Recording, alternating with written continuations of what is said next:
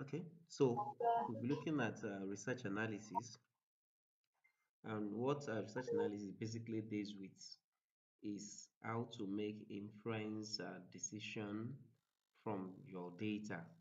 How do you go about it? And to be able to have a full grasp of this, we are going to look at the concept of research itself, and then we'll look at research questions. How do you formulate research questions? Then we also look at how do you collect your data in response to your research questions. So that is a research instrument, data collection instrument, as the case may be. Then, if time permits us, we also look at data types, the types of data, and the type of statistical analysis that can be used. Okay, so let's look at this. We have research. Research basically is the step-by-step approach of solving a problem. It means that you must have identified a problem that you want to solve.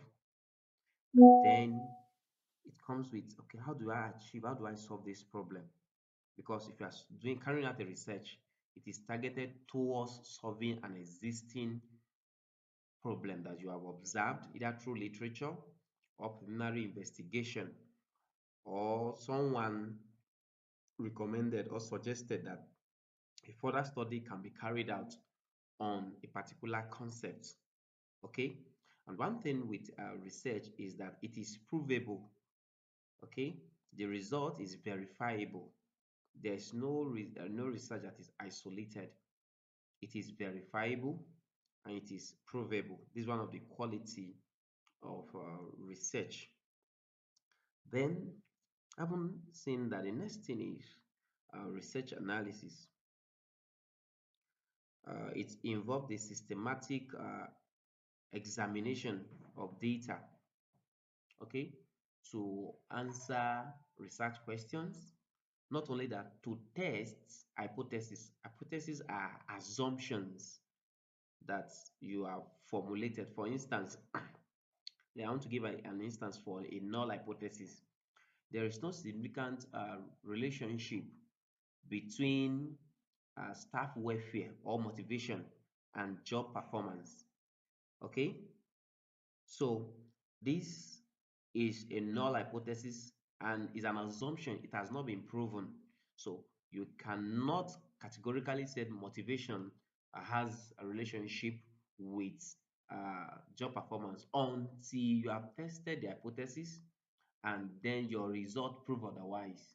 Then you can now say yes, there is a relationship or there is an association between the two variable that you have considered. Okay, before we proceed, may I know your research area, please? Research analysis is a critical phase, okay, and then in the research process, which in turn ensure that data are collected in meaningful and actionable form. Okay, it is important as an academic or those in the research world that you have these groups on how to test your hypothesis and analyze your research questions, because these are questions that you formulated from your topic.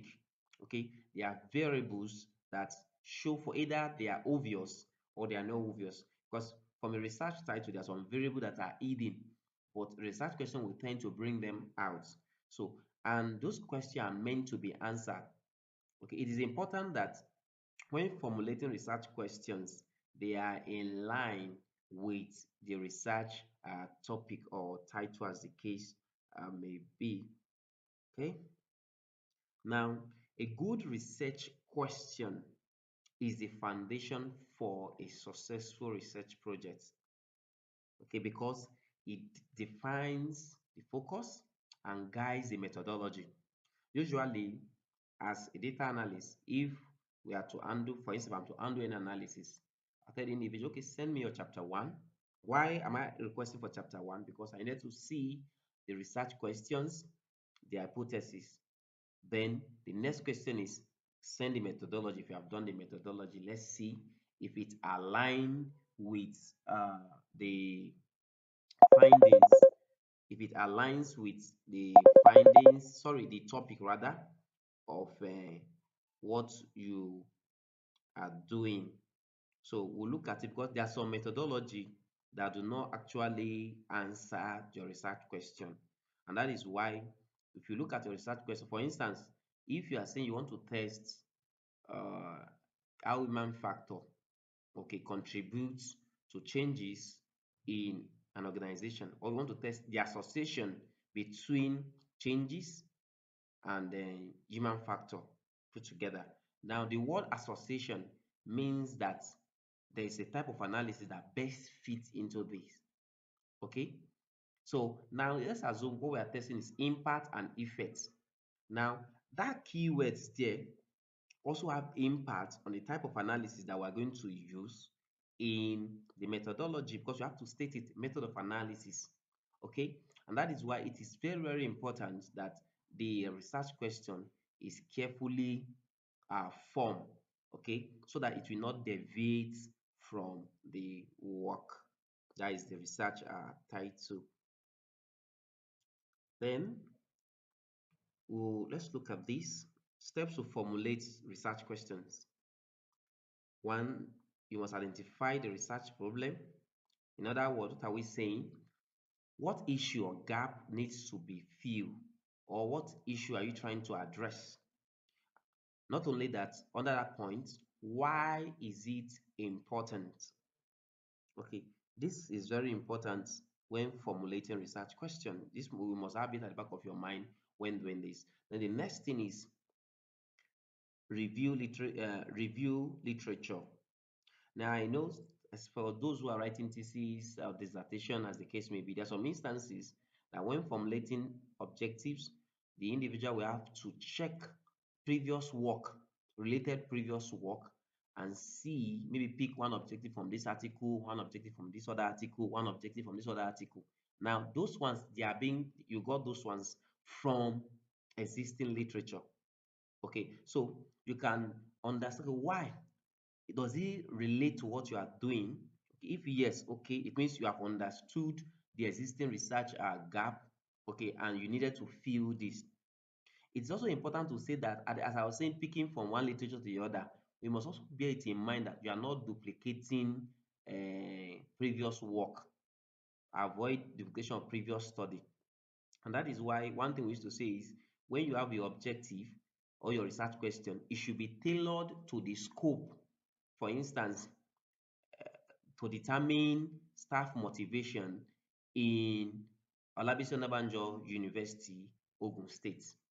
Now, someone must have, maybe somebody did staff motivation in Federal University of Agriculture, Abeokuta. Now, that is two different scope. So, and that is why, even though we have motivation, but the area of concentration differs. That is the scope, the geographical scope differs. Okay, so in that case, you are not duplicating it. We are measuring that same variable in another context, in another environment. Okay, now let's now assume maybe it's the same, somebody have done it in Olabisi Onabanjo University. They will now look at it. What is it up to 10 years? Okay, can we then carry? Yes, if it's up to 10 years, research wise, it can be done again. Can do that again. But if it's not up to 10 years, we still believe that that findings is still valuable, is still tenable, is still acceptable, and is still relevant. Okay. Then another thing I need to guide us when formulating research question is the scope. I said that focus on specific and manageable aspects of the problem. For instance, if we said in Africa, that is a very big scope, or Nigeria is very big scope. We will look, okay, can you cover it? And that is why if there's some work that, okay, Nigeria is too big for you, looking at the strength of the individual or the team involved in the research. Okay, Nigeria is too big. Can you maybe use sample size to reduce it to southwest zone or particular people in using the seven or five geopolitical zones as the case may be. Okay, so we'll focus on specific, the manageable aspects of the problem. Another thing that must also guide when formulating research question is the type of research you are carrying out. And that is what we see in our methodology is research design. You have to check, okay, this research, is it an exploratory research I'm doing, or a descriptive research, or survey research, or experimental research, or quasi-experimental. Okay, actually, my plan is after this today's class, my assignment will be that you are going to write on different research methodology. Okay, because it has influence on your has relationship rather with your research question. Okay, so you have to determine the type of research that you are doing. So that will also help when formulating your research question. Then the next steps for this is you draft the question, the research question.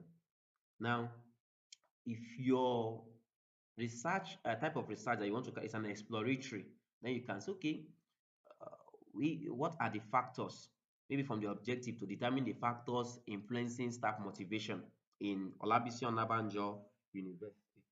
Then the research question will now be, what are the factors influencing staff motivation in Olabisi Onabanjo University, Ogun State, Nigeria? Okay, now that is exploratory. Now, if it is descriptive, okay, what is the level? This point you are measuring the level. Is it very high? Is it low? Okay. Then if it is explanatory, you want to explain, okay, how does S affect Y? Okay, how does institutional policy affect job performance? Okay, now in that case, now you know, okay, this is cause and effect research design, because you want to check the effect of this on this other variable. Okay, so now this will also guide you when doing that. Then the next step for this is you ensure clarity and visibility. That is, the research question must be clear, focused, and researchable. You know, there are some instances when someone pick the construct or the research question, look, is this thing clear? So no, it's still hanging. So it is important that the research question is clear to a layman. On seeing the research question, you understand what the individual is trying to achieve, and then is focus, that is specific. You know, okay, this is it, and then it is researchable. Remember those days, one of my lecturers in school, when I was having my undergraduate program, was in my master. He told us, he said, if they are to destroy anybody's work, and I said, this topic or this thing is not researchable, it means they have scattered the work. Okay, and that is why it is important that on seeing the research question, the research question should be researchable. If somebody should go, no, you can, this thing you can carry it out, it's not ambiguous, you can do that, because research is not ambiguous, it is clear and researchable. Okay, let's proceed. Then not the characteristics of research question, I use the word SMART, that is SMART. Must be specific. The research question must focus on particular problem or aspect, that is specificity. Then not only that, it must be measurable, that is can be answered using data. Because that is it. Because because okay, how do you want to measure this? How do you want to measure? Which data are you going to collect to answer it? Because as you are formulating your, let's assume you want to use questionnaire, and we want to design, we look at it. This research question you have, how do you want to answer? Which Are you using primary data or secondary data?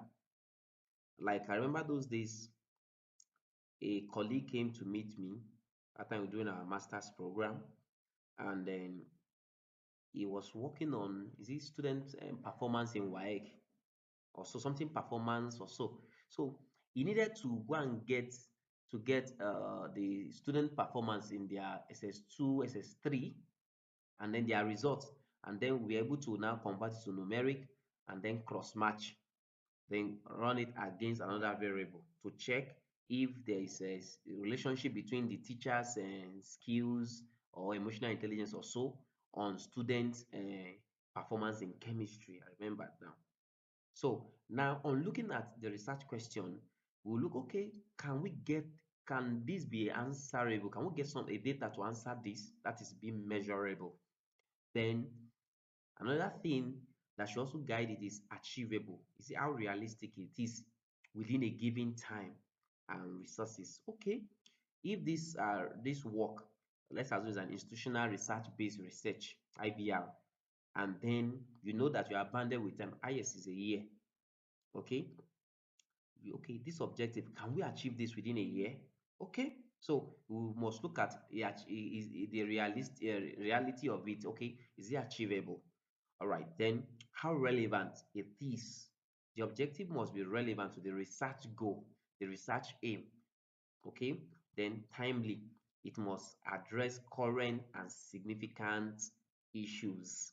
There's some issues that are relevant, that are pertinent in our days. That is why when formulating the research title, it must be relevant to what is happening in our days so that the objective will also address it. Okay,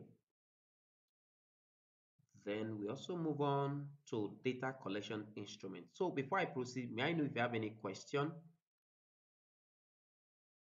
Right. So now we have data collection instrument. We said that research questions must be measurable. Now, when we said be measurable is can we get data to answer this question? Now, there are some research questions that deals with secondary data. It's not in the slide, but I'll quickly explain that. There are some data that are secondary data, there are some that are primary data. Now, primary data, the data that are still raw, that have not been processed. For instance, the data that you collect probably through your questionnaire, through interview schedule, through observation checklist, or experimental data. Okay, those are still raw, they have not been processed. So they are all primary data. However, we have secondary data. Secondary data are data that have been processed. For instance, the GDP of a nation. Okay, you notice that there are some factors that have been put in place before we arrive at the GDP. Okay, and then we have the value within the space of 10 years. Okay, these are secondary data because they have been processed. Okay, so now I need to do that before talking about this. So if we are collecting primary data, then we can use the following instrument: questionnaire. Now, questionnaire, we have two types. We have the close-ended, we have the open-ended. Okay, so and for a questionnaire to be close-ended is you are bounded within a given options. I guess I still have that slide. Why for open-ended, you are you can express yourself. Like for instance, you see some questionnaire, they tell you if others specify, then you have to write. That is an open-ended question. Then we have interview schedule. Interview schedule also follow the same approach. We have the close-ended and the open-ended.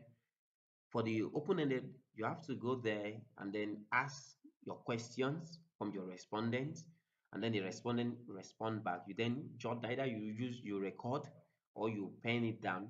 Then once you are done for the interview schedule, you have to now code it. Okay, we used to use in vivo.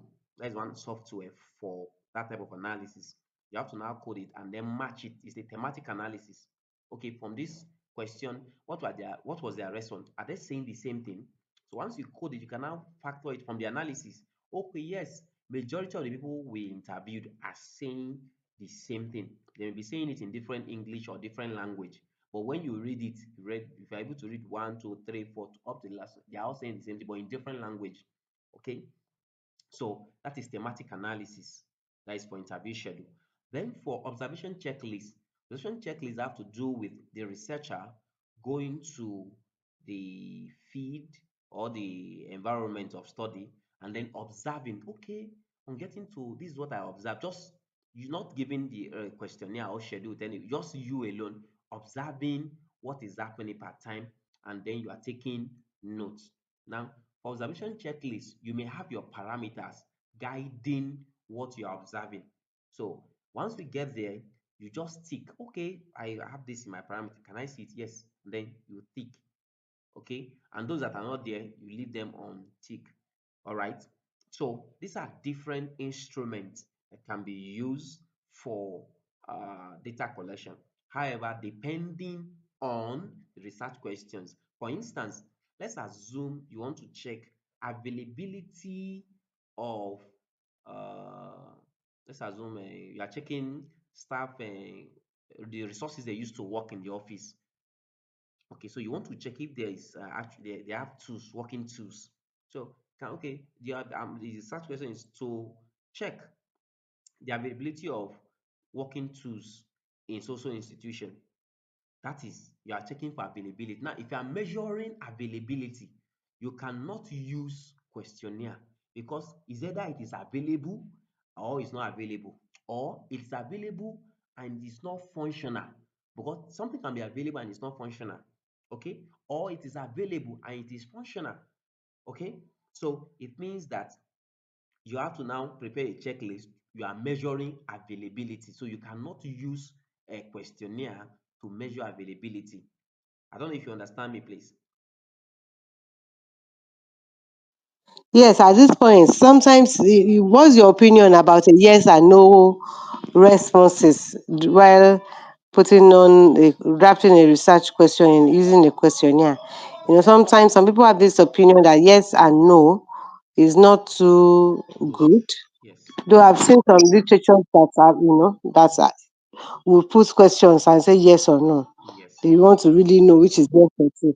Or some other opinion believe that you shouldn't use yes or no. Yes. What's your own take? Okay. Now, as it borders on, let me now fall back to the questionnaire now. Now, if you are designing a questionnaire and then you are using yes or no, the implication is you will not really get the answer you are looking for, because they are just giving two options, yes or no. Now, there may be different intricacies. For instance, let's assume you are measuring awareness of a particular ailment or diseases in the society. Do you understand? Like, for instance, awareness of Lassa fever in Ogun State. That is your own. I want to measure the awareness. How you understand? Now, if you now say, "Are you aware of Lassa fever?" Yes or no? Now the person will take yes. Yes, yes, yes. No. Now you will not know the level of their awareness. Some people is just they heard it somewhere. Ah, there's an outbreak of Lassa fever. Some people maybe is that they have not heard it, but they are maybe one time or the other. So some people, whereas some people they are working in health institution, they are dealing with it. So their level of awareness differs. So now somebody, if you are measuring awareness, okay, I know very are we aware? Oh, highly, very highly, or very aware, something like that. That is, you are using scale, because the measure is that you want to know the level of their Mm, awareness. So mm. now, I don't know if you understand me now. So if you are using yes or no, you will not actually get the I do. response that you are looking for, because they are just bounded on yes or no. So you don't know if this individual is highly aware or is not even aware, or is low. The level of awareness is even low or is moderate. Okay, so now that is why some school of thought said, okay, for you to Mm. be able to It's, have full grasp of your responses, there are some research questions that you have to use your scale, or we call ordinal scale. Okay, so you have to mm, use so that mm. you can now get their response. You can now, Yeah, okay, these people they are actually aware. This one, because some of them will tell you undecided. I'm not. Did I really know about it? Undecided. I don't. That's why the strongly agreed, and yeah, yeah, comes. Yes. So, and that is why, for like the yes and no, a typical example of it is the nominal variable. Oftentimes, we don't really use it for the normal research question. However, like there was a research we are currently on, is an institutional based research. So we didn't really follow the ethics of research because they were saying that it's like a community-based research. So we just want to get, okay, do you practice self-medication? Yes or no? Do you understand? So we didn't really go deeper. We just want to know as a baseline. So a further research can pick it up to now go deeper to know at what level are they into self-medication. So, and that is why if you are depending on the type of research, if it's a baseline research, you can still use that. But if it's not a baseline research that you want to actually get the full details, okay, then you can bring in your skills. And what oftentimes determine how our skills are measured, they are the variables that we have in it. For instance, if you have extent extent of use, something like that. Now, your scale will also follow that word extent. Oh, high extent, low extent, very high extent, very low extent.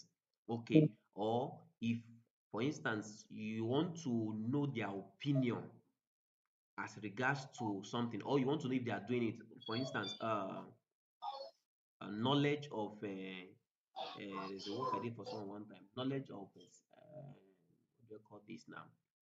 Family planning. So I want to know. So and I was now asking them some practices of family planning. Okay, do you okay? Hello. I used to take Implanon. Okay, I now personalize it because one thing is when designing your instrument too, you need to personalize it. I don't know if you understand me.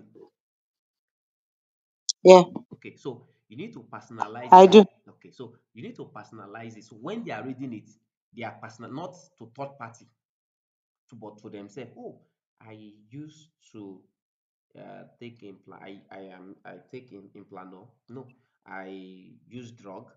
Now strongly agree. No, I don't agree to that. Oh, disagree. Okay. Now that is how it should be. So it should be personalized when designing it, and then the scale too should be in alignment with the construct or the terms, the variable used in the research question. So it is very, very important when designing questionnaire. Then the same thing applicable to interview schedule too. Okay, so I guess we can move forward. Yeah, So, okay, yeah, I'm saying it's a tool used to collect data from respondents. Okay, and then the steps to design a questionnaire: define the objective, what information is needed, ensure alignment with the research question. You know, there are some questions somebody will ask, and they will tell you that this thing is not measuring the objective or your research question is out of scope entirely. Okay, and that is why when designing questionnaire, I remember during my MSc, and then because I worked on a system, it was a quasi experimental, so I had to now give questionnaire to the administrator to know if they actually use the system and measuring. So we now have, we designed it was on Turnitin. I don't know if your institution is using Turnitin. So then we now asked them, okay, on this Turnitin, and it was on uh, passive use of use, passive usefulness, and some other construct derived from an existing theory. So now what we did was that I yeah. adapted an existing instrument and adjust it to fit into what I'm doing. Okay, is the instrument is existing, we have it already, people have used it, they have done a reliability test on it. So but I had to now, because those ones were done on a different information system, so I had to now edit it to fit in to my kind of work. So such kind of instrument we call it adapted, Mm. right? They want us to Network is cracking. Okay, okay. May I know if you can hear me clearly? Now I can. The point when you were talking about the instruments, Okay, okay, the network is cracking. okay, okay. Now we have, when designing your question, we have two ways of going about it. You have an adapted and we have adopted instrument. Okay, it's not in the note, so I just feel like saying it. So when we say an instrument is adapted Yeah, it's okay. I know about adopted and adapted. I know about it. okay. So now, An adapted questionnaire is the one that you got and you now use it to suit you. The yes, adopted one is the one you take look like and sinker. yes. I know. Okay. So now that is one way to go about your instrument. Now let's now assume that you don't really have any of the two and then you want to design it from scratch. Now you need to follow these steps. Okay. The information, what information is needed, these are the questions. Then you ensure its alignment with your objective. The next step to it is identify the target audience who will complete this questionnaire. Mm. Okay, like there are some, like for instance, let's assume the research is tailored to an institution. Let's assume university. Now the question we used to ask is, who will answer? Is it the staff? Is it the students? Even among the staff, who will answer? Is it the non-academic staff? Is it the academic staff or those working in the lab? Okay, so you must identify the target audience who will complete the questionnaire Mm. and consider their demographics and knowledge level. Okay. Mm. Now the next step is to choose your questionnaire type. Okay, will it be close-ended or open-ended? That must be decided depending on what you are. Okay, I want to actually, I don't want it to go off point. I know what I'm looking for, so you have to guide them. Then make it close-ended. Okay. Then this step four. Yeah. Step four, introduction. You explain the purpose and ensure consent. That is a consent page where they have to say, okay, do you want to, okay, yes, I haven't read through the instructions and they are obliged to answer. We Then have people yeah, agreeing. yes, yes. Like in the developed countries, I know some work we have done. If the individual did not click on agree, such item we have to expunge it from the analysis, even though if you feel maybe even if you answer, but as long as you do not give your consent to it, you will not take that into consideration. So then the section group, Mm-hmm. the section organization, it is important under the same structure of the question. After you have given them the consent form, you have to now group it. Probably you needed something as it regards to their demographics or gender, age range, educational qualifications, what again, maybe job roles, as the case may be. So all these fall under uh, demographics because they are describing a personality. Okay, so now you must group them together. So if you have, okay, this is your demographic, let's assume that is section A. Then section B can deal with research question one. And all the questions Mm-hmm. must be grouped together. I remember one of the analysis I did, was it last week? They used Google Form, so they sent it to me. The questions were not organized. So I told it was a friend. So he sent me the objective. I said, "Okay, send me the objective that you want to measure." I checked the Google Form. They were not grouped together. They were just scattered. So I had to now be looking at Align. all the Okay. items, was now grouping them. Okay, this item should measure this objective. Okay, this item should measure this objective. Okay, this, it took me like 2 3 days, I guess, because I had to now study the Google form, I was now going front and back to do the work. Now, when designing your questionnaire, it is important that you group it together. For demographic, they are grouped together. For research question one, all the items that are measuring it must be grouped together too. Research question two, all the items measuring it must be grouped together depending on the number of research questions that you have. Okay. So then finally, start with easy questions Okay. to build rapport and progress to complex ones. Okay, you should start with the easy one, the one that they will easily accept. Okay, then to the one that you know that they may want to say no, no, no, no, they will not want to give their consent, they will not want to give response to. Okay, for instance, let's assume I want to measure abortion, or I want to know if somebody is doing abortion. Okay, then I will not start with the first line and say, have you ever done abortion before? Even if the person have done abortion before, the individual will not give a consent. You say, what is this one? Okay, rather I will start with, are you aware of family planning? Mm. Do you understand?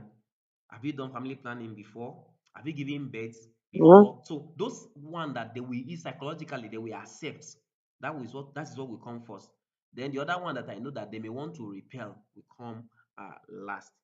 So that is how you should start from the easy to the complex. Then I want to add another one to it. I learned that one during my MSc as well, where they were saying that, for instance, if all your items are positive items, somebody may just, and it's a skill, the person will just close this one and clicking strongly agree, strongly agree, strongly agree. I don't know if you have seen such questionnaire before. You just see the person ticking strongly agree, strongly agree.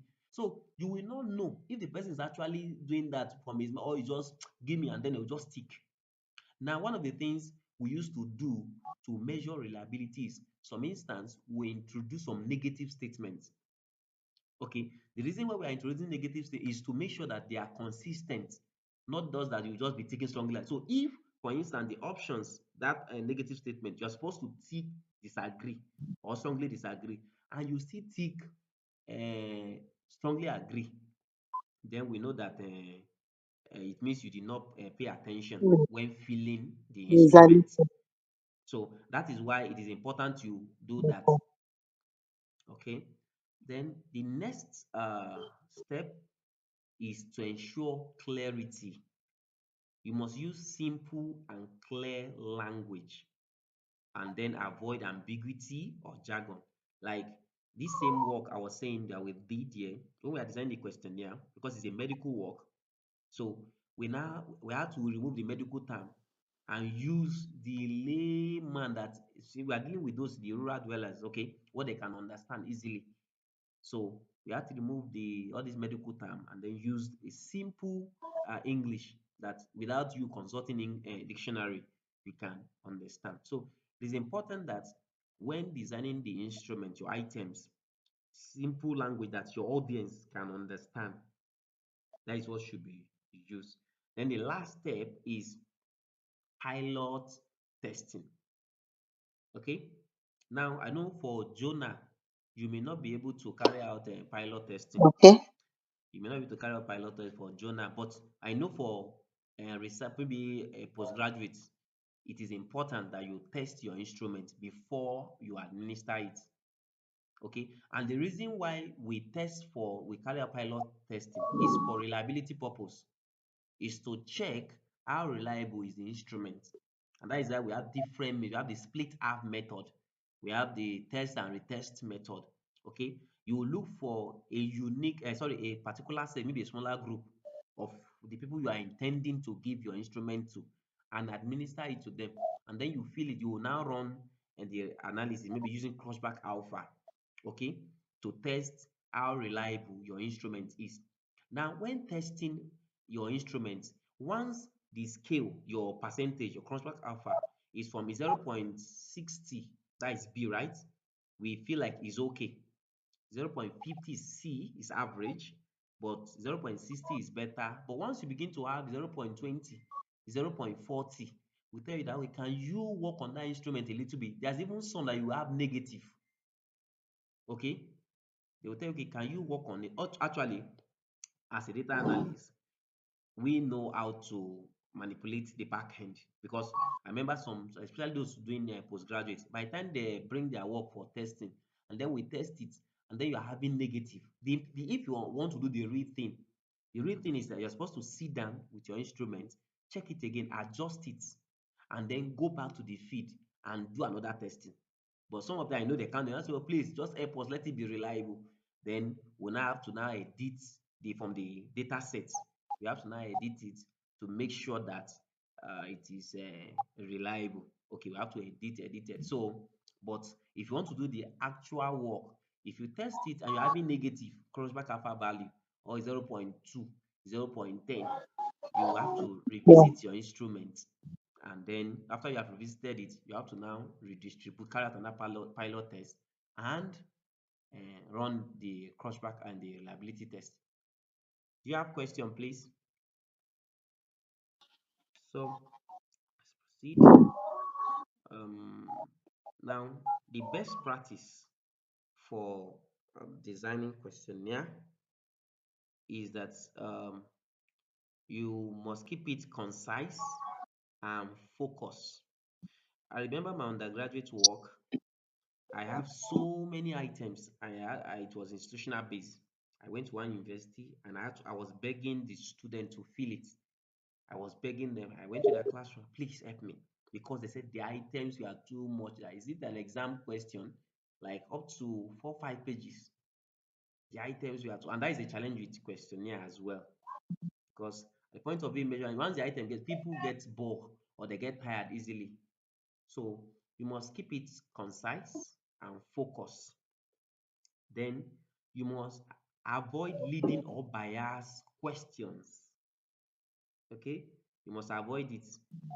Like you say, okay, if yes, what is the next one? If no, these are leading term. If you okay, avoid leading or bias questions. Then include instructions for clarity. Okay, if SA means strongly agree, you have to tell them. Okay, so you must include instructions for clarity. Then use neutral and unbiased language.